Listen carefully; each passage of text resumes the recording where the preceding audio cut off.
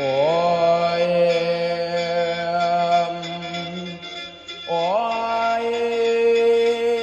โอ้ยโอ้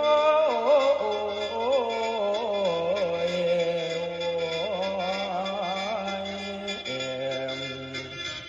ตาฟ้าเอ๋ยฟ้าเอ๋น้อฟ้าห้องเศร้าเงาราเป็นว่าปวงองค์สมเด็จพระพันปีหลวงแม่ของไทยออกมานี่โอ้ยเพิ่นลาแล้วสู่สวรรค์เพิ่นลาแล้วสู่สวรรค์วิมานแม่นโอ้ยนะโอ้ยนอโอ้ยละนา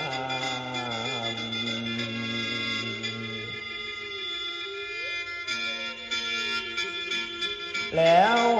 ตกมาถึงวันนี้ขันเช้าไทยคือสุธานได้รับข่าวพระราชสาร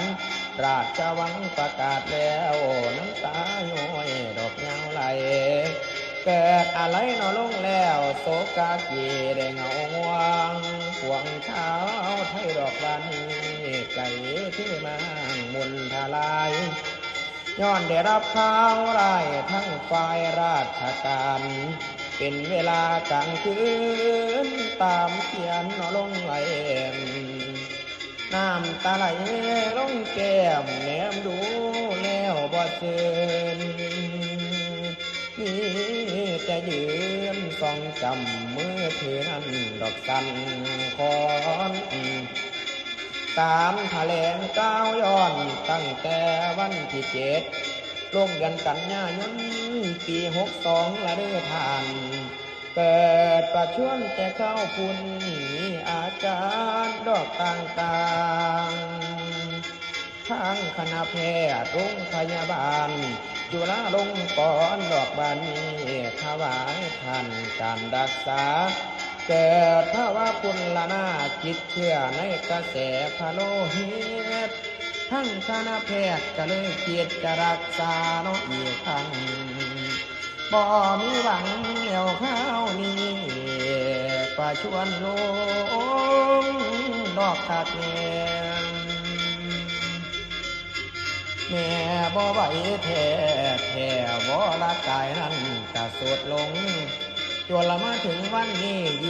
24 ตุลาคมลงเวลา21 นาฬิกา21 นาทีราตรีนอกคืนนั้น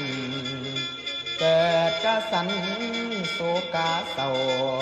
ฝงไทยเฮากะเหงาองค์สมเด็จพระพันปีหลวงเสด็จสวรรคตแล้วประชาให้ถูกกระทมพระเสด็จไปแล้วหอดบอนสักผ้าไหลเช่าประชาเสียใจคิดเห็นพระองค์ท่านราชกรณียกิจที่เคยสร้างราษฎรในย้อนเสียงคนให้สะอื้นเมื่อลาแล้วสู่สวรรค์ที่เห็นนี้ที่เห็นตั้งแต่ข้างแม่ยังอยู่ดอกทรงงานผู้เขาสูงป่าเขียวเสด็จไปในข้าวนั้นกราบทั้งองค์อยู่หัวเจ้าผู้มีคุณน้อองค์ทองบ่วันเหนือเลียไตอีสานกว้างได้หลวงมาต่อจากนี้แม่สิขึ้นโซฟาไปหาขอผู้มีคุณเทพเทวาทั้งหลายมารับเอาพระองค์นั้นเสียละการวังห้ามกรุณาที่คุณล้นกล่าวโอ้ล้นกระหม่อม ผมหมอลำสุภากร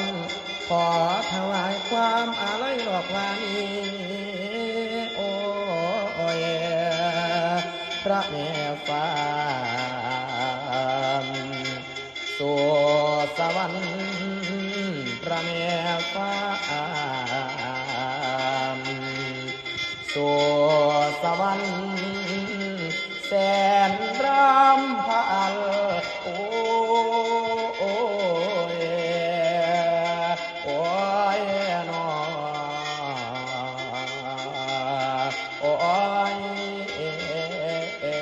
โอ้ยลันลานาม